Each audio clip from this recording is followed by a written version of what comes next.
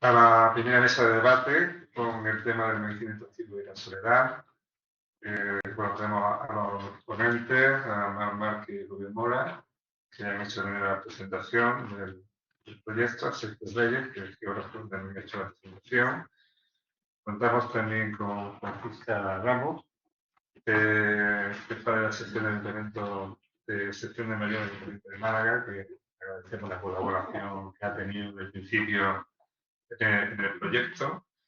José Manuel Medín, que la segunda vez ya que viene aquí, también que agradecemos también enormemente su participación en este y en anteriores eventos, médico especialista en pediatría del Programa Municipal de Memoria y Demencia del Centro de Medicamentos Saludables de aquí de Málaga. Nos acompaña Diana, que es de Diana, tú de la Esperanza, perdona, que no ha venido es Gemma. Sí. Es Gemma.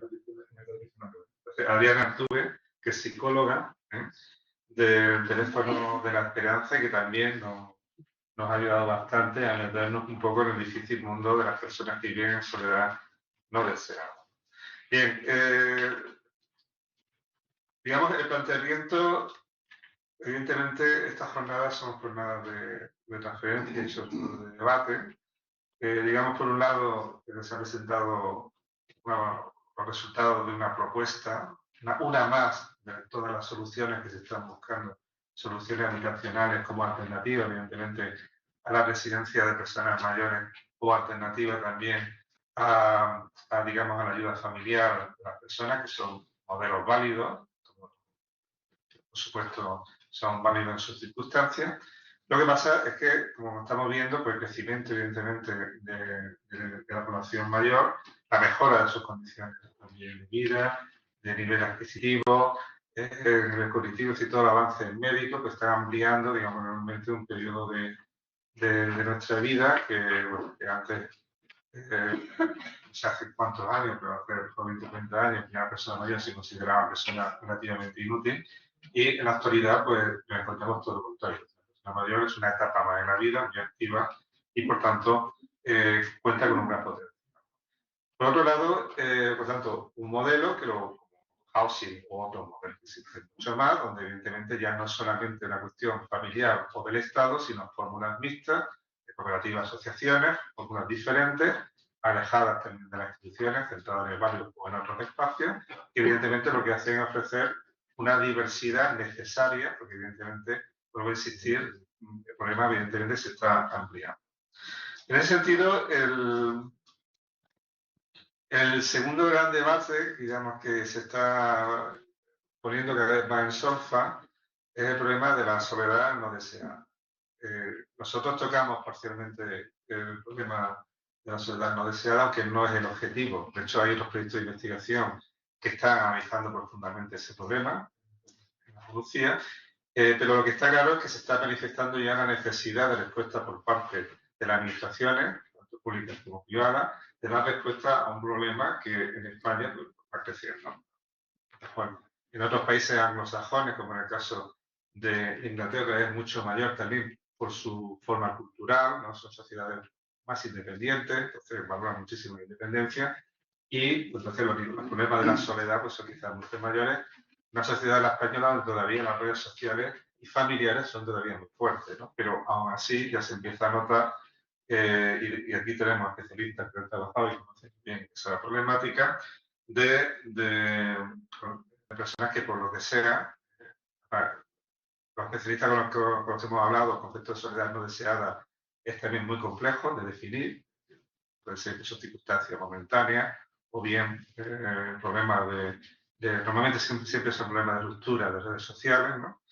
Y evidentemente en el caso nuestro, pues aunábamos el proyecto de Coagi, un proyecto tremendamente amplio, y bueno, pues tocamos un poco esa pata y prácticamente lo decimos porque al final los primeros grupos de trabajo eran grupos de trabajo que no eran de personas que vivían en zona no deseada y ya al final de todo pues pudimos contactar con algún grupo que más o menos que quizá la opinión más interesante, bueno, para el proyecto, para el comienzo del proyecto, era digamos su grupo más focal, más directo, bueno, en principio veían relativamente viable. Por tanto, digamos que abrimos un poco el debate, por tanto, el modelo en sí, el problema de compartir vivienda, que es, digamos, el único problema que tiene el modelo, que es la capacidad real de las personas y las personas mayores realmente en ofrecer o en ese modelo de convivencia, por tanto, plantear si es viable o no, sería un objeto importante de viable. Otra línea también de debate interesante es bueno, qué hacemos, evidentemente, o si entendemos que el problema de la soledad no deseada es un problema creciente y, por tanto, qué medidas habría que tomar. No sé cómo queréis, si paso primero la palabra, digamos, los que nos he hablado, y si queréis plantear estas cuestiones o otras nuevas, la opinión, en fin, cualquier aportación inicial yo creo que es interesante. Antes que nada, agradeceros de nuevo la invitación. Es un gusto volver a colaborar en esta iniciativa. Yo creo que sí que es importante que maticemos mucho, porque las visiones multidisciplinares nos enriquecen porque nos da la oportunidad de ver los puntos de vista. ¿De qué estamos hablando? ¿De vivir solos o de sentirnos solos? ¿Sentirnos solos viviendo solos o sentirnos solos viviendo en familia o viviendo en pareja o viviendo en una residencia? ¿Sentirnos solos y estar aislados socialmente? ¿Vivir solos conduce a todo lo demás? No tiene por qué. Esa es una de las posibilidades. Vivir solos es una de las características de la sociedad que nos toca y que les va a tocar a vivir a nuestros hijos. Forma parte de lo que llamamos la revolución de la longevidad. No afecta solo a las personas mayores, pero sí muy especialmente a las personas mayores. Por cierto, matizar algunas de las cifras que hemos estado manejando que a mí me han llamado un poco a confusión. Y si queréis las comparamos con el estudio que hicimos, que se hizo en Málaga de personas mayores solas en el año 16. Me parece más interesante la evolución. Es decir, el 50% de las personas mayores no viven solas. Es decir, sobre las personas que viven solas, las personas mayores representan el 50%. Los que viven solos son aproximadamente un 25% de las personas mayores. Si hablamos de mujeres, mucho más. Porque de las que viven solas, 3 de cada 4 son mujeres, el 40% tienen más de 80 años. Las cifras de Málaga, para que hagáis una idea, son el 10% de la población en el 2016 vivía sola y ahora sigue viviendo el mismo 10% de la población malagueña sola. Pero si hablamos de personas mayores, 1 de cada 4 vivía sola y ahora estamos en prácticamente 1 de cada 3. Pero si vemos el porcentaje de las personas mayores que viven solas en Málaga, ¿cuántos son personas mayores? En el 16 eran el 38%, el año pasado era el 42%, hoy son el 46%, acabo de ver. Luego, ser mayor en Málaga es comprar boletos para vivir solo. Ser mujer mayor en Málaga. Y ser mujer mayor de 80 años es comprar 3 boletos. Ese es un poco el perfil. ¿Cuántas de esas personas, cuando nosotros les preguntamos nuestro estudio, vivían solas porque querían? Electivamente, aproximadamente el 20%.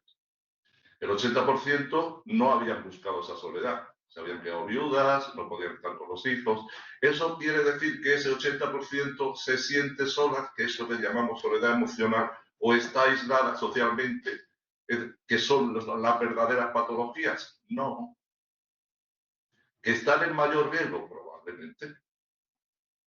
¿Entendéis? Un poco por contextualizar donde nos estamos moviendo. Es decir, lo que desde el punto de vista médico tiene impacto, que también lo he oído por ahí, me parece muy interesante, los determinantes sociales de la salud que todos conocemos. La soledad emocional, sentirse solo, que a veces que depende de la disparidad de lo que uno espera recibir y de lo que tiene. Y a veces tiene criterios objetivos. Me siento solo porque realmente estoy solo, pero a veces me siento solo no estando solo. ¿Vale? Eso hay que evaluarlo de otra forma. La soledad emocional o el aislamiento social. Objetivamente carezco de redes sociales de apoyo formales e informales. ¿Vale? Esos dos casos sí que se consideran un nuevo síndrome geriátrico, que es la forma de enfermar de las personas mayores con peor pronóstico. Y tienen un impacto, un aumento de mortalidad rondando el 30%. La soledad emocional y el aislamiento social. Gracias, José Manuel. Pasamos la palabra a Francisca Ramos, que está de sección de mayores de Málaga. Muchas gracias Carlos por la invitación y gracias también por preocuparos por el fenómeno de la soledad. Cuando vinisteis a buscarnos al ayuntamiento, coincidió. A veces las políticas públicas tienen también que tener un punto de suerte. Y bueno, pues quizá este proyecto, cuando llegasteis, nos pilló a nosotros encajando todo un itinerario de recursos, bueno, tanto municipales como recursos de las entidades que ya venían trabajando en el territorio, como el Teléfono de la Esperanza, Cruz Roja, Fundación Arena. En esos momentos que acudisteis a nosotros estábamos intentando aunar recursos, precisamente porque las cifras que ya se han explicado aquí, pues ya eran insostenibles, y teníamos ya el estudio previo que comenta José Manuel. Y bueno, pues llegó la pandemia y eso agilizó todo esa... Bueno, pues nosotros teníamos la inquietud, pero la pandemia pues vino ya a no poder retrasar más el abordaje de estas circunstancias, que en ese momento pues era además muy, bueno, pues muy grave, ¿no? Teníamos un montón de personas mayores que vivían solas y que además estaban aisladas de forma forzada. Pues gracias al impulso de nuestros jefes, pues nos permitieron elaborar un programa de movilización de recursos a nivel de Málaga capital, contando con también el ofrecimiento de esas entidades que he mencionado. Y a nosotros pues nos pilló organizando esos flujos, porque claro, cada entidad tenía un punto fuerte o tenía una especialización, y a nosotros como funcionarios municipales pues nos tocó organizarlas, ¿no? De pronto nos vimos en una mesa una serie de personas queriendo ayudar pero no sabiendo por dónde empezar, y al final decidimos empezar por las personas mayores de 80 años, porque bueno, pues nos parecía que eran las personas que podían tener más vulnerabilidad y que de alguna manera eran las personas más objeto o la diana de nuestra intervención para comenzar. Tuvimos la fortuna de que se nos cedieran unos datos que son protegidos, pero el momento de estado de alarma, ese estado excepcional, pues facilitó que nos dejaran llamar por teléfono a las unos 4.900, casi 5.000 personas mayores. Contamos con un punto fuerte que tenía Cruz Roja, que era un centro tecnológico, una centralita de llamadas. Desde allí se articularon estas llamadas muy poco tiempo. Elaboramos entre las tres entidades un cuestionario, una especie de, bueno, pues para testar, con preguntas aproximativas, de acercamiento, no muy directas, porque bueno, pues era algo delicado, por teléfono, sin saber quién te llamaba.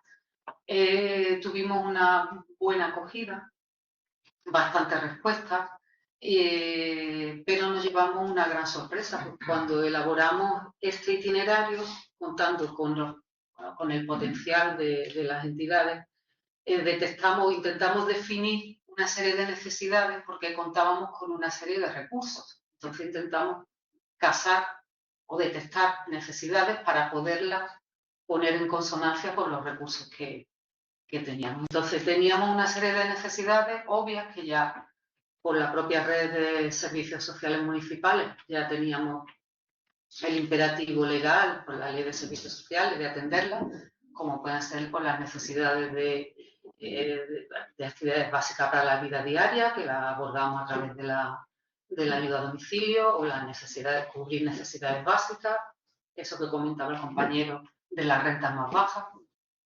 Entonces, ¿qué teníamos que hacer? Pues ese tipo de necesidades canalizarlas a nuestro centro.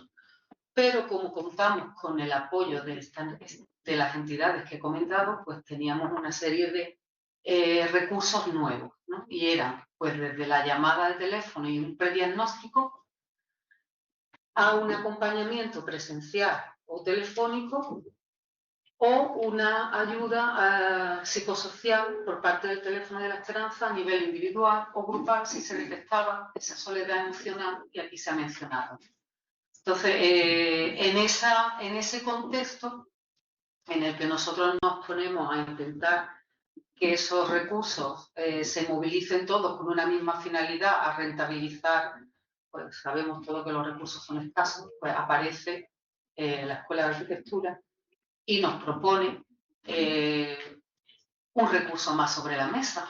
Y claro, como gestora pública de la que, bueno, pues en cierta manera también tengo una obligación sobre las políticas que se desarrollan, pues a mí me pareció estupendo. O sea, la universidad está preocupada por ofrecer un recurso que de entrada nos parecía que a determinada población mayor, sobre todo la de edad más avanzada, y eso yo creo que lo comentamos, Mar y Rubén en las primeras reuniones, pues sobre todo porque ya teníamos ese dato de que los hijos están muy encima. Estas llamadas que hicimos, estas primeras llamadas, las 5.000 llamadas, luego recibimos muchas llamadas de los hijos preguntando qué queríamos, o sea, por qué estábamos llamando al domicilio de sus padres, que lo agradecían, pero que sus padres estaban atendidos. Y claro, ahí pues siempre el factor cultural está, como habéis comentado, muy presente cada vez que intentamos aproximarnos a las personas mayores y a los entornos. Entonces, cuando la propuesta llegó, pues ya teníamos iniciado este programa de movilización de recursos a nivel local y nos resultó relativamente sencillo poder ayudaros en el sentido de bueno, pero que necesitabais eran personas.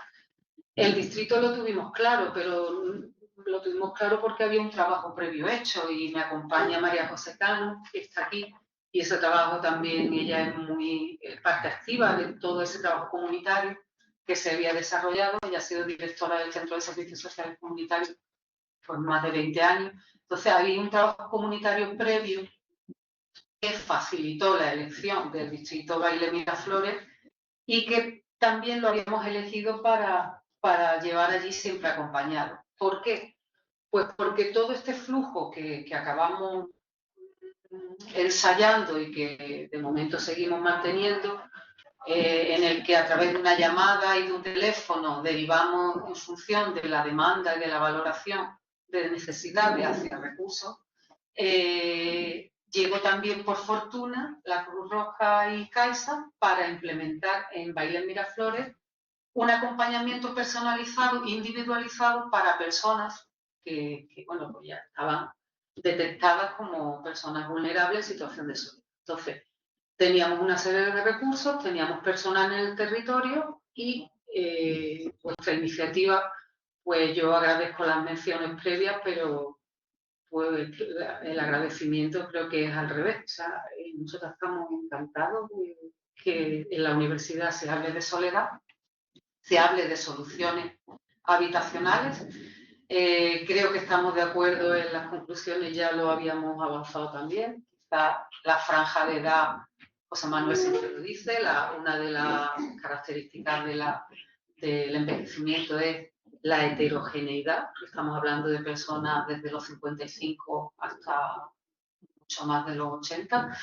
Y ahí hay soluciones para todo. Yo creo que el compromiso de los que estamos en esta mesa pasa por poner soluciones porque cada persona es diferente y a lo que me puede servir a mí puede que no le sirva a cualquiera. Entonces, nuestro ánimo en esta mesa de seguimiento del programa de movilización local pues, es incorporar todos aquellos recursos que vengan a sumar y que puedan paliar ese sentimiento de soledad que bueno, que como decía José Manuel, pues también es difícil de acotar, porque bueno, pues puedo sentirme sola estando acompañada, puedo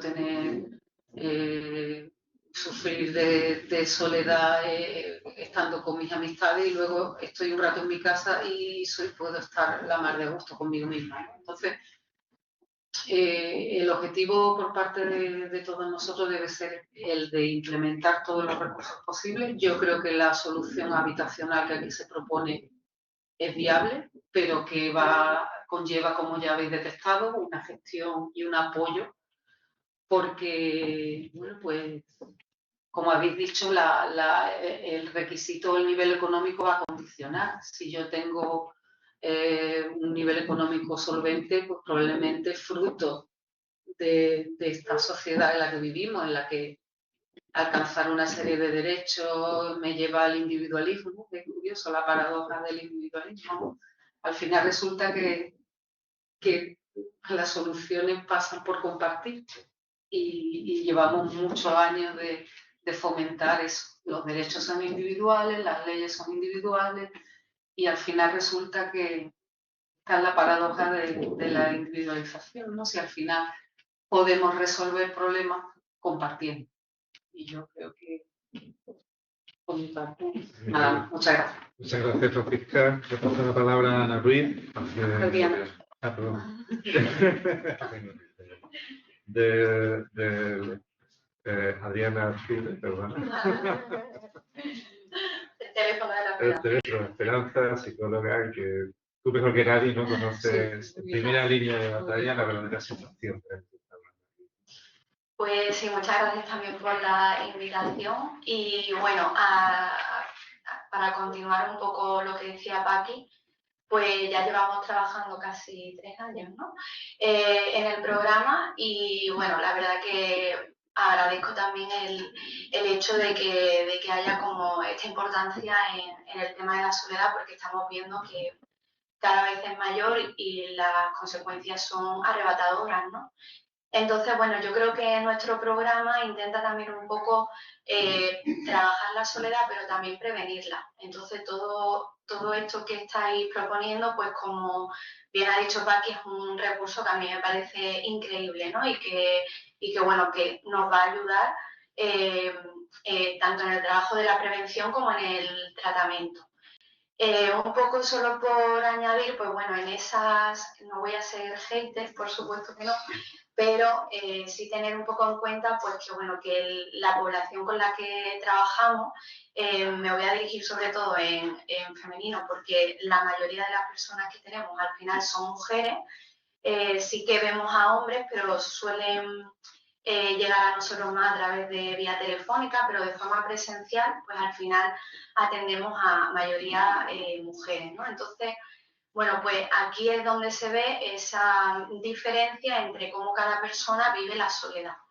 Se escucha mucho pues, cuando proponemos todo este tipo de recursos, lo de prefiero estar sola antes que mal acompañada, ¿no? Que esto es un dicho bastante frecuente. Entonces, claro, esto nos pone como muy de manifiesto de que hay un problema de inseguridad, ¿no? Yo creo que el tema de la soledad no deseada, pues al final tiene unas consecuencias en el ámbito psicológico y una de las cosas que más vemos allí en la asociación, pues que todas vienen con mucho miedo, ¿no? Miedos pues porque al final o han vivido una pérdida importante o porque la llevan sufriendo a lo largo de su vida, ¿no? Y ahora es como más evidente cuando hacen ese parón a nivel laboral o cuando los hijos se marchan de casa. Y entonces yo creo que todo lo que incluyamos tenemos que tener como una perspectiva en la que contemplemos esa inseguridad y que no le generemos más, ¿no? Entonces, bueno, pues creo que el abordaje lo veo genial, pero insisto en que creo que para ellas y para ellos, para todos los hombres también que accedan, debe de haber un seguimiento y debe de haber una persona que les genere muchísima confianza en recibir toda esta información que estáis hablando pues a todos los niveles, ¿no? Porque al final es que el miedo pues paraliza y hace que muchas veces no se acceda a un recurso que puede ser genial.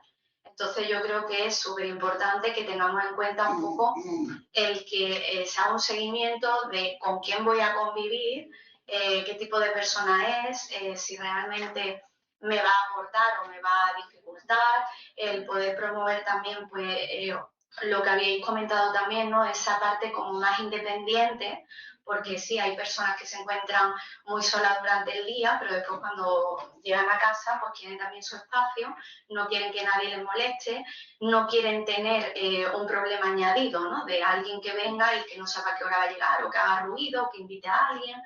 Entonces, bueno, son aspectos que yo creo que hay que vigilar y tener en cuenta, pues para que no añadamos como un factor problema, que es lo que no necesitan, ¿no?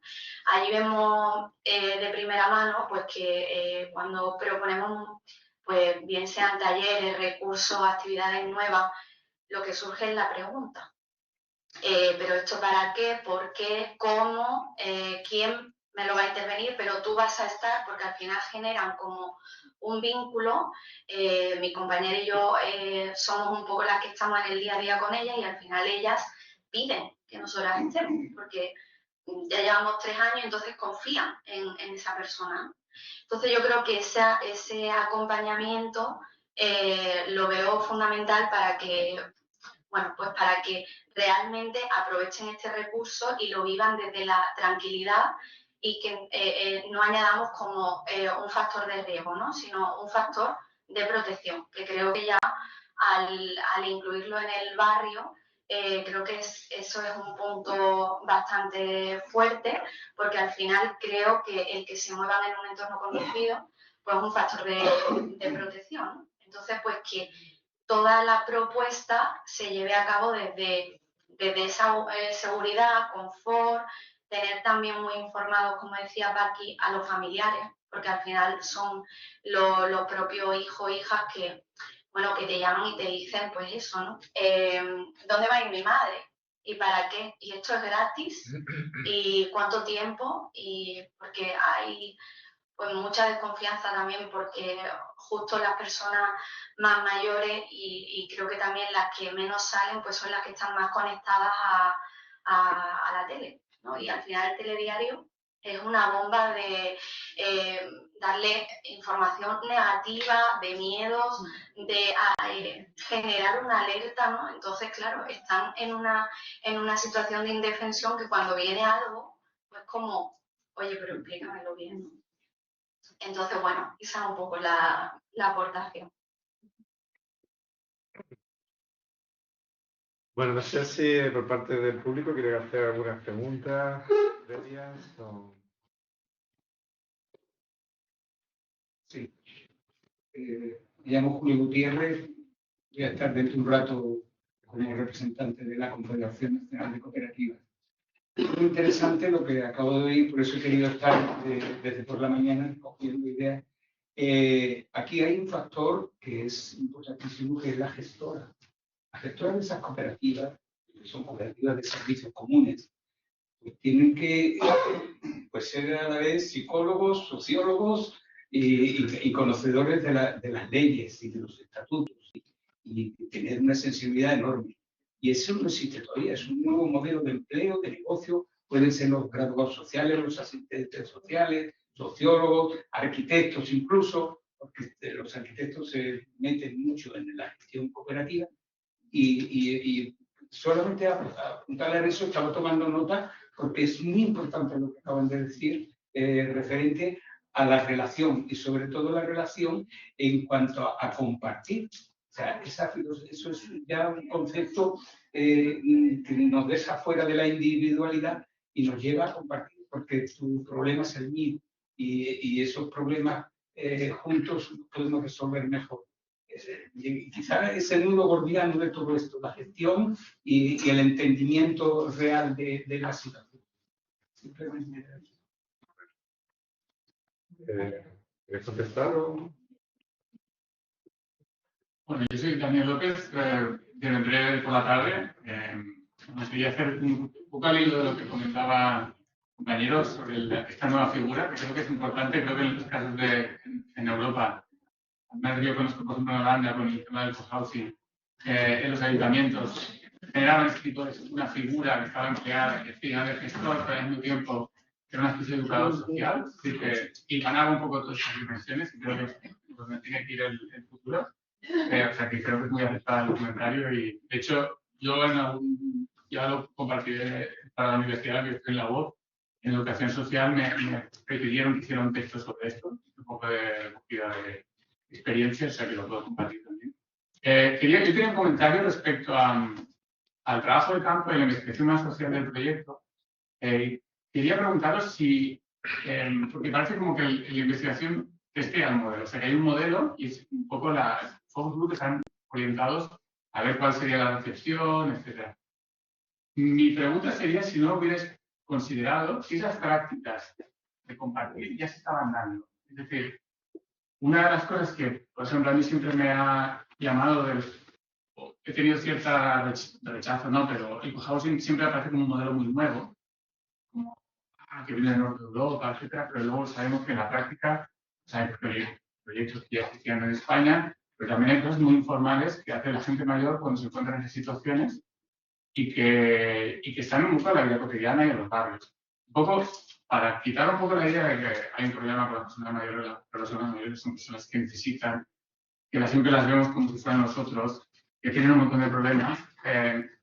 Cuando miramos qué es lo que hacen y para resolver esos problemas, nos damos cuenta de que ya hay experiencias muy informales de hacer eso precisamente que se quiere modelizar. Entonces, mi pregunta era si en el barrio, cuando hacíais el trabajo de campo, habíais encontrado gente en la calle que os dijera, mira, pues que yo esto lo he resuelto así, ¿no? Me he ido a vivir con otra persona o se han articulado ese tipo de prácticas. Porque creo que sería interesante, pensando sobre todo en evitar ciertos estereotipos de aristas, que las personas mayores no aparezcan solo como demandantes de servicios, con un montón de problemas, sino también como personas que buscan sus propias soluciones. Porque en el caso del cohousing, tenemos experiencias de sobra, ¿no? De que realmente cuando no hay soluciones, la gente se busca la vida.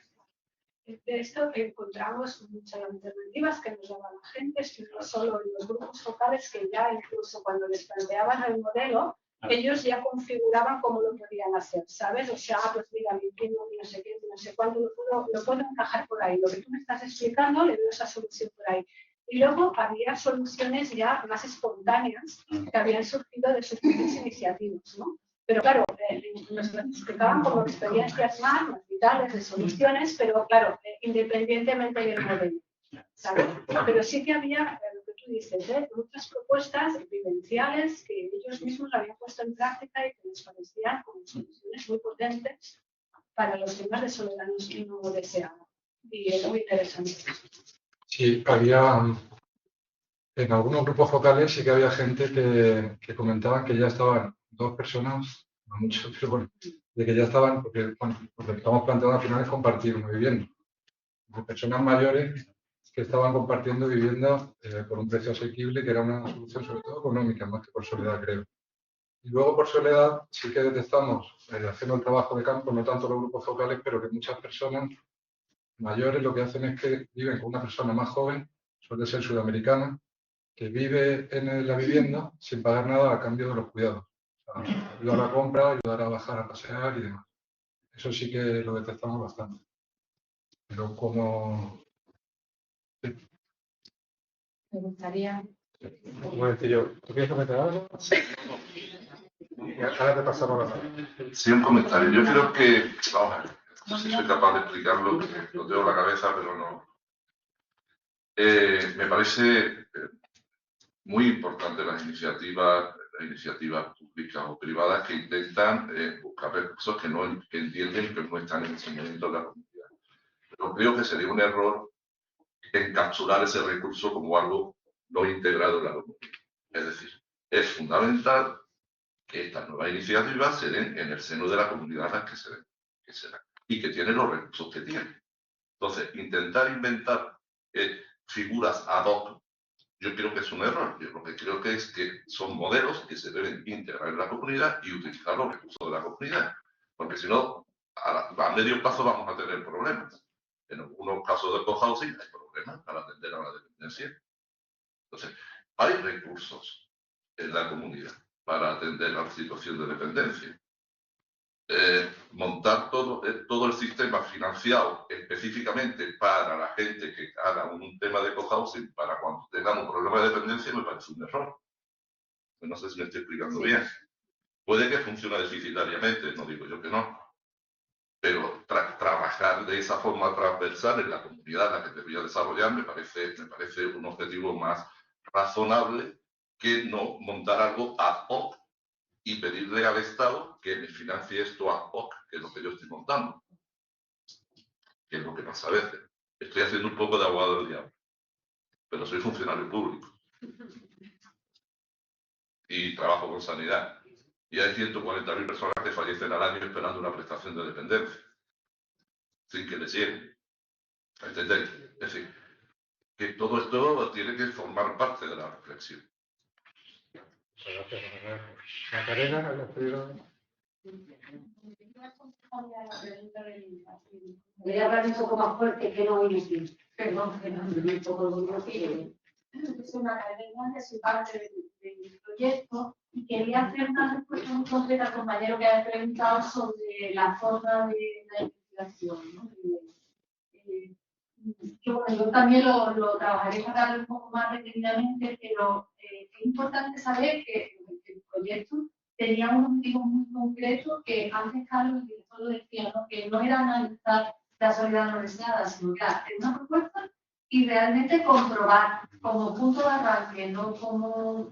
Entonces ahí evidentemente salieron las lógicas comunes, las lógicas de vida de esas personas, no solamente en el hábitat, en la soledad en todas sus dimensiones. Entonces sí, salieron y lo veremos esta tarde y después yo creo que Eva también tiene unas cosas. No era el objetivo específico de lo que sí sirve desde luego para la reflexión, para las conclusiones que estamos. Muchas gracias, Macarena. ¿Habéis pedido la palabra? Bueno, no sé si va a servir de algo lo que voy a decir, pero necesito decirlo. Me quedo con unas cuantas palabras. La primera que me ha gustado es la de soledad obligada, que se escuchó al principio. Porque yo creo, yo he sido enfermera de profesión, soy enfermera porque eso marca carácter, y conozco bastante la problemática de las personas mayores y de la soledad, no tan mayores, de la soledad. Pero cuando escucho soledad no deseada, siempre he dicho, para mis adentros, que la soledad siempre es obligada. Porque las personas somos, los seres humanos somos sociables, por naturaleza. Pero claro, luego pasa que las circunstancias de vida nos pueden dejar solos, ¿no? Es una soledad obligada. Lo que pasa es que como tú gestiones esa soledad, pues puede ser que sea, yo no diría nunca desea. Es posible, como decía el compañero, que el 80% de las personas contesten, no sé quién lo ha dicho, que viven solas porque quieren. Bueno, viven solas porque prefieren quizá vivir solas antes que mal acompañadas.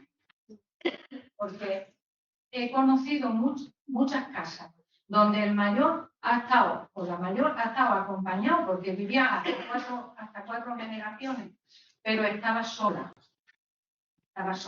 porque nadie presta atención. Entonces, yo creo realmente que la persona que se ve obligada, aunque lo acepte, a vivir sola, va teniendo cada vez una vida más empobrecida. Incluso aunque se viva con pareja, cuando tú vas siendo mayor, ya casi estoy hablando autobiográficamente, cuando vas siendo mayor vas no perdiendo interés, pero sí posibilidades de expandirte, de salir, de entrar, de tal. Y cuando te ves con tu pareja, bueno, casi todo está dicho ya. Y por eso buscamos, y por eso digo que hablo, porque yo tengo 78 años y ya he venido a buscar un cohousing. Ya he venido a buscar un cohousing y estoy casi recién enamorada, o sea que estoy con mi pareja muy bien. Pero es pobre la vida porque ya no tengo la misma capacidad de moverme que tenía antes. De moverme, me refiero a alguien.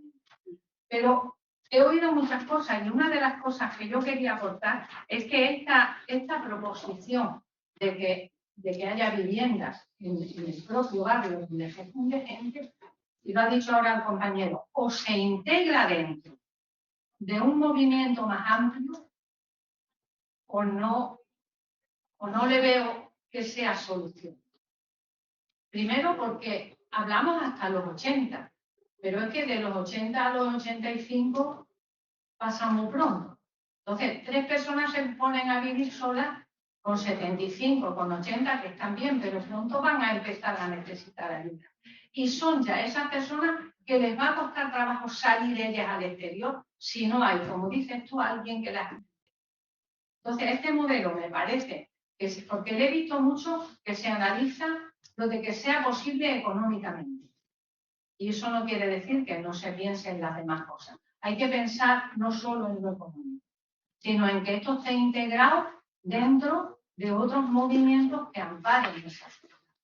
Que amparen esa soledad, porque las 3 personas que se vayan a vivir solas, pronto van a estar en situación de soledad, aunque estén acompañados. Y efectivamente también se ha dicho algo en los cohousing, que parece la situación ideal porque tienes tu privacidad y tienes al mismo tiempo con quien comunicarte. El problema de la soledad sigue estando también en los cohousing. Como no sea que se tengan por filosofía aceptado que se va a vivir allí para compartir, que también se ha oído hablar. No sé si he dicho algo que valga la pena o no, pero realmente estoy ya muy próxima a esa edad de la soledad y sobre todo que he conocido demasiados casos de personas mayores. Se me ha olvidado una cosa. Cuidado con la familia. Cuidado con la familia. Porque en nuestra cultura lo de heredar, y os digo una cosa muy simple. Una tía mía que se tuvo que morir en una residencia, bueno, luego la llevaron a casa, no consintió dejar a nadie su casa, nada más que para los 9 sobrinos. Allí está la casa cayéndose de pie. ¿Sabes? Esa cultura de lo mío es para mis hijos, esa hay que trabajarla con difusión, con información, con mentalización. Muchas gracias. ¿Un comentario? Bien. Bueno, realmente, evidentemente el proyecto de investigación es un proyecto muy ambicioso y con muy poco tiempo. Lo digo porque realmente inicialmente había un año y 3 meses, o sea, poquísimo tiempo. Entonces, los debates que se plantearon sobre si investigar primero lo que había, que no había tiempo. O sea, literalmente, este es un proyecto, por lo menos de Plan Nacional, que necesita 3 o 4 años para realmente profundizar en serio, ¿no? En un año, con el miedo todavía del COVID, de que no sabemos si vamos a volver o no, bueno, se tuvieron que tomar, se planteó ese debate de si investigamos otros modelos, es decir, no presentarle este modelo para valorar, sino vamos a participar con ellos para ver cómo se puede construir un modelo de abajo hacia arriba, a ver qué opinan, ¿no? Que el proyecto es súper interesante, pero claro, al mismo tiempo es que no hay tiempo, es imposible, porque buscar, organizar los grupos de trabajo, como bien sabemos, es muy difícil, necesita mucho tiempo y tienes que ir al tiro fijo, no puedes repetir y demás. Entonces, bueno, al final optamos por presentar el modelo y, en todo caso, modificarlo con todas las sugerencias, con toda esa información, que yo creo que siempre es muy interesante. También es cierto que, en principio, como se hablaba, la propuesta está planteada para personas que vivían en soledad obligada, no deseada, pero sabemos muy bien qué prefiere personas solas. Pero también es muy difícil acceder a ellos. Entonces, realmente, derivamos del proyecto, bueno, pues vamos a abrirlo, a ver qué opina la gente, da igual que esté en la situación en la que esté. Y fue un poco también, digamos, una ampliación tremenda del proyecto en su objetivo, para ver un poco, bueno, pues qué opina sobre el hecho de compartir. Porque acabo de lo que hablamos al principio, y bueno, la primera ponencia que he puesto yo, evidentemente, es económica, y puedo decir, los números salen, es fácil de que salgan, pero no es el problema. Es un problema especialmente cultural al final, es decir, bueno, las personas pueden compartir, posiblemente puedan compartir, si se les explica muy bien, ver las ventajas en un momento de su vida, posiblemente, no sé, también hay que tener en cuenta las circunstancias, evidentemente, de cada uno, pero lo que también nos dimos cuenta, que se ha comentado, lo has comentado tú, de que evidentemente es un modelo que tiene que estar muy apoyado. O sea, muy apoyado porque las personas mayores llega un momento en el que dicen, oye, yo ya he vivido, no voy a poner ahora también a organizarme, meterme en estos líos y demás y tal. Es decir, ya el hecho de compartir, yo creo que ya es un esfuerzo bastante importante. Entonces, realmente sí necesita que la gestión, la construcción por parte ya sea de las asociaciones o de la administración se lleve a cabo para que se facilite esa viabilidad. No sé si queréis comentar alguna cuestión más. Una cosita. Bueno, primero también comentarles que toda la intervención ha sido toda fantástica, pero a la gente que ha estado interviniendo sobre el tema del modelo de ciudad, no pensáis que tiene que ver mucho los modelos de ciudad con la soledad. Ya no solamente la soledad de las personas mayores, sino la soledad en general, ese individualismo que se gestiona, esas ciudades tan individuales, porque realmente tiene que ver con la ordenación urbana que se haga en una ciudad. Es importantísimo. Entonces, esa soledad, normalmente la gente con menos recursos tiene que irse a la radio, las ciudades, los centros de las ciudades se quedan para la gente de más recursos, que al fin y al cabo la gente de más recursos siempre tiene salida. Todas estas opciones que estamos mirando es para gente que no cuenta con muchos recursos, porque el que tiene dinero no tiene problema. Ni de joven ni de viejo. Estamos pensando personas con recursos reducidos, ¿no? Ese tipo de barrio que estamos hablando de Miraflores, Bailén, ¿no? Entonces, tiene que haber una implicación, pienso, por parte de las administraciones fundamental, porque estamos hablando de eso, de unas necesidades sociales. Tiene recursos, se construye una casa, se construye, como hay en Cerrado de Calderón, de los años 80, una residencia de los belgas, que tienen ahí mucho dinero, o que va a cualquier sitio y los no ricos tienen todo. Pero estamos hablando de otro nivel. Si queremos que sea social, el Estado y las administraciones públicas se tienen que implicar directamente, buscar soluciones y poner los recursos que tienen al servicio de la gente que más o menos tenemos un nivel de vida como el que hablamos. Y otra cosa, que hay una cosa que me gustaría decirlo. Yo tengo ya 66 años. Estamos hablando de los mayores como si los mayores fuéramos un poco tontos. Yo lo digo. Ser mayor no es índice de... Porque tú a lo mejor tienes una trayectoria profesional que vas a ponerla al servicio de todos estos proyectos que estamos hablando. E incluso tenemos más experiencia, a no ser que se te vaya la cabeza, ya si te va la cabeza ya no estamos hablando de nada. Pero estamos hablando de gente que estamos inactiva laboralmente, pero mucho más activa mentalmente porque tenemos más experiencia, tenemos que conectar con la gente joven, está claro, pero ese feedback entre mayores y jóvenes, yo rogaría que no hablarais de los mayores como si fuéramos ya, no sé si me explico. Mientras estemos lúcidos, yo creo que podemos hacer una aportación muy importante a lo que es la sociedad actual y estar pendiente de lo que la gente joven, pero también lo que nosotros queremos y nuestra experiencia ponerla al servicio también de la sociedad. Esa es mi opinión. Vamos, que no lo digo con maldad, lo digo porque se tome en cuenta que ya estoy diciendo, madre mía, así yo ya. Yo ahora tengo tiempo, capacidad y muchísima experiencia y esa la puedo aportar para todos los proyectos que vayan. Yo creo que eso es una ventaja que tenemos en el centro mayor, ¿no? Y es un lujo para la sociedad. Me parece que los mayores hay que echarlos fuera. No. Tenemos muchas cosas que decir todavía, ¿no? En mi opinión. Totalmente de acuerdo.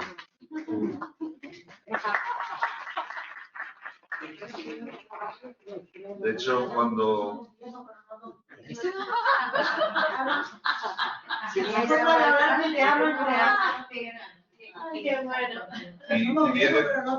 Y bien está que nos vayamos haciendo una idea, porque dentro de 15 años uno de cada 3 personas en España va a tener más de 65 años, la mitad de ellos más de 80 años, y la sociedad que vamos a vivir no tiene nada que ver con la que estamos. Ya estamos empezando a ver eso.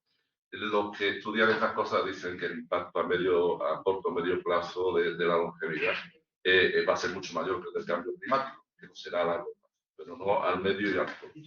En ese sentido es que o nos subimos, estamos en un tren que o nos damos cuenta que estamos y lo que tenemos que ir afrontando los retos y disfrutando de ellos, porque hay del que no los disfrute, será que se ha quedado abajo.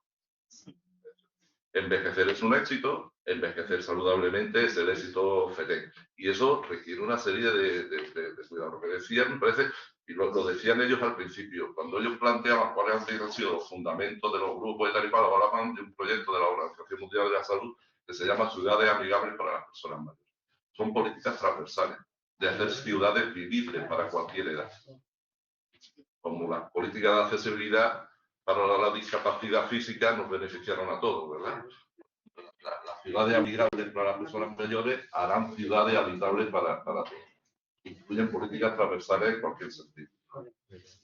Perdón, ya que he dicho lo de la ciudad, porque a lo mejor se van. Una de las cosas que traigo dentro de la Confederación Nacional es una aldea urbana aquí en Málaga, en un espacio gerontológico. Por lo que decía, en realidad los espacios en el plan general de la ordenación urbana se están planeados. Málaga tiene casi todo planeado y tiene espacio. Lo que pasa es que hay que gestionar. Y yo aportaría a esa señora, que es muy interesante lo que ha dicho, que sí, hace falta gestores con 65 años y 50. Yo tengo 72, ¿no? Y estoy activo pero con mucha seguridad. Quiere decir que estos conceptos no se quedan en que los manejen los jóvenes o los estudiantes ahora mismo otros capas de la sociedad. Somos todos estando bien, estando mentalmente bien y sabiendo lo que estamos tratando. Por eso se trata de gestionar con los tiempos, para estar en estos tiempos. El proyecto Miraflores han ido a un barrio quizás. Yo hubiera hecho algo también en la Malagueta, por hacer un poco de perfil. Un barrio que su génesis la conocí yo como una cooperativa, la cooperativa Miraflores de Los Ángeles, se llamaba. Y nació, ya había un concepto cooperativo. Málaga está llena de barrios nacidos de las cooperativas. Bueno, una última intervención, no sé si quería. Yo quería reincidir sobre la importancia de eso que antes de intervención, que no traía, está muy bien también. Pero hoy que tenemos creo que es el único día que tenemos un representante del Ayuntamiento cercano al Ayuntamiento, yo creo que efectivamente es muy importante este modelo de intervención de la administración pública, que es una oportunidad para las administraciones, particularmente para las administraciones locales, que es el modelo que se está proponiendo. Yo vengo, soy arquitecto, soy director de proyectos. Vengo recientemente de un seminario de la empresa de vivienda de Sevilla, en el que una de las principales quejas de las empresas de vivienda y los ayuntamientos es que la competencia la tiene la administración autonómica. Por lo tanto, hay muy pocas cosas que las administraciones locales pueden hacer. Yo creo que el modelo que proponemos, al tener un coste muy reducido y trabajar con edificaciones ya existentes, ofrece una oportunidad muy valiosa a las administraciones locales de hacer algo casi sin coste. Pero muy importante la aportación de la capacidad organizativa, de ser como el centro, por supuesto que recuperando las iniciativas que ya existen, más o menos informales, aprendiendo de lo que surge, digamos, de la población, y ayudando a organizar también pues, todo el abanico de intervinientes, públicos y privados, pero es muy importante esa postura, esa posición central de la administración local, y una oportunidad, yo creo que es importante.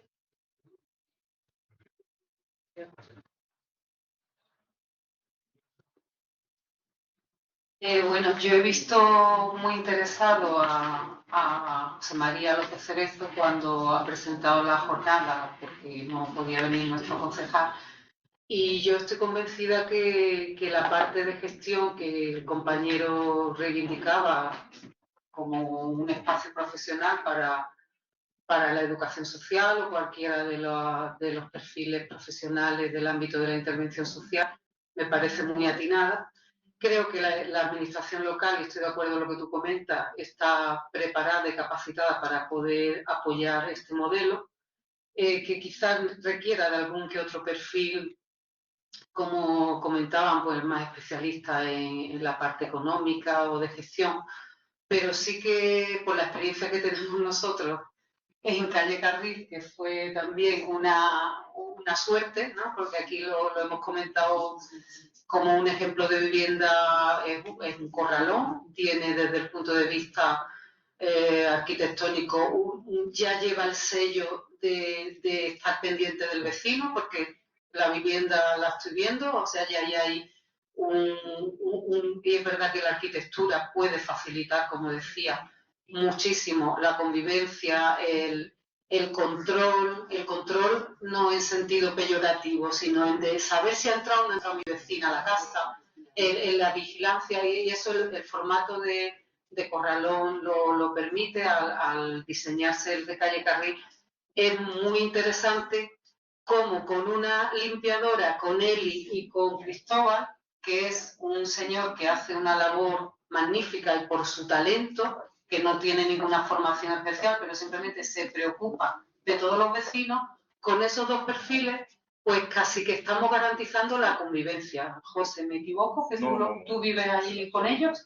Entonces, es un poquito más lo que estamos diciendo aquí. O sea, estamos hablando de personal de mantenimiento, personal de servicio, que está haciendo una labor diaria de preguntarle, pues darle los buenos días, si ha ido al médico, pues cómo está, nosotros que estamos allí.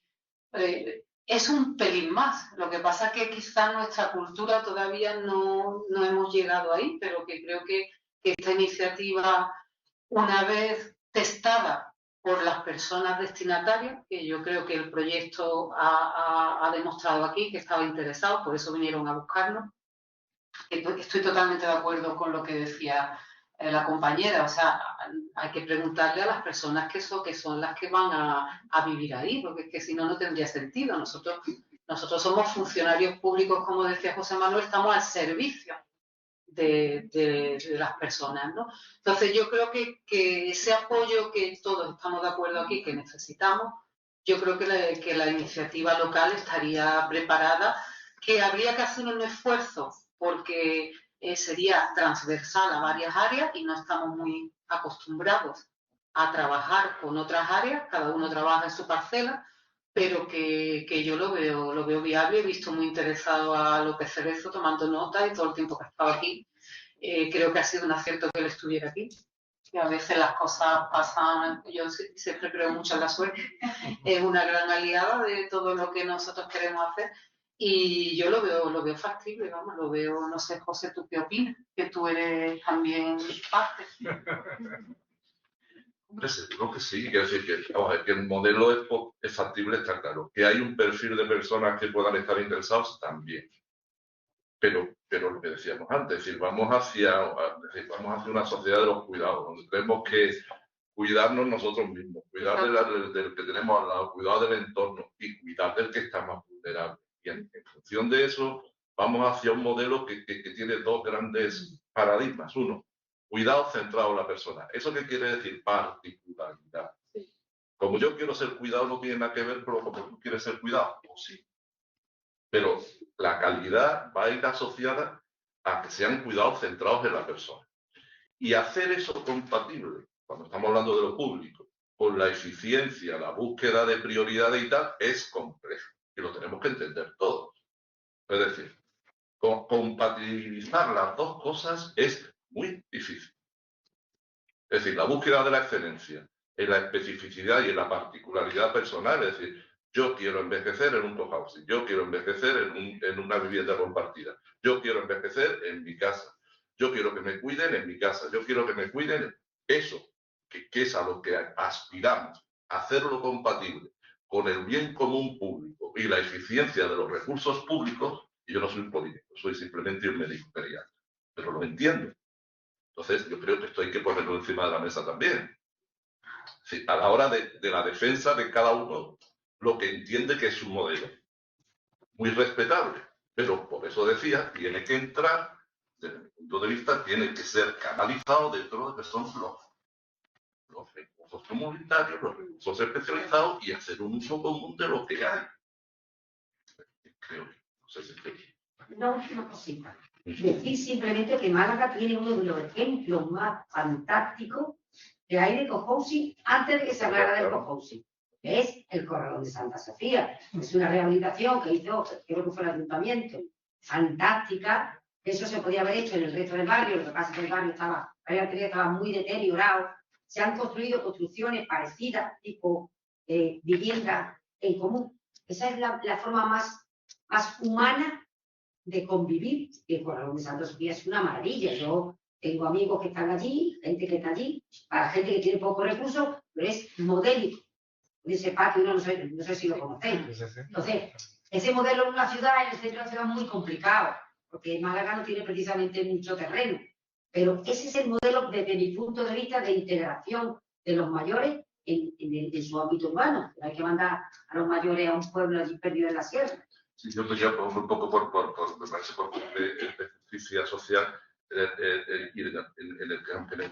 los modelos de cohousing privado, el modelo de referencia y pionero se hizo aquí en Málaga. Aquí están las promotoras Aurora Moreno en Santa Clara. Es decir, llevan 30 años, ¿no? Fueron los primeros que desarrollaron el modelo cohousing. Ese es el que he elegido yo para venir, desde Sevilla.